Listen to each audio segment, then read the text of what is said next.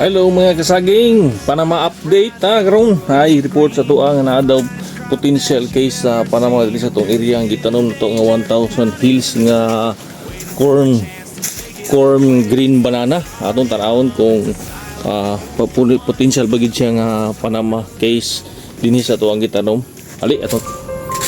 Dapit daw dapit ha. Ay mo na ni ay ribbon. Ali atong tanawon. Ano doon ninyo unsa ni siya? Mabay sakit ni siya o early detection na to kung igo ba ni siya sa Panama? PD ba ni? Ay, yellow ang iyahang daon. Kini.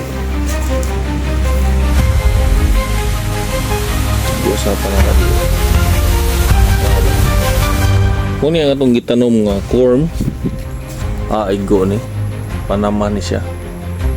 Kung gitanom na ito nga corn green banana, first kaso gigawas kausa na ito ni na-applyan o baniba o karon na anay nigawas mailan na ito dito mailan na ito dito yellowish na siya dapat dito.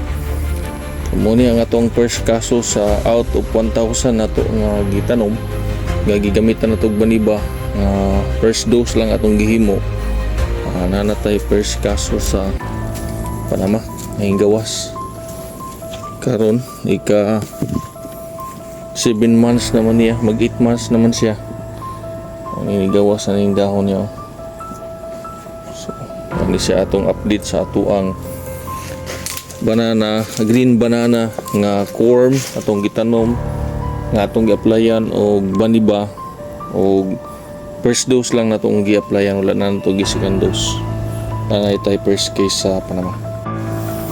Kini posible nga ang corn nga atong gitanom dire na infected ng daan sa Panama tungod kay ang gikuhaan pud nato ani nga similyang corn, napoy mga Panama area atong gikuhaan anang mas nadala nato dire.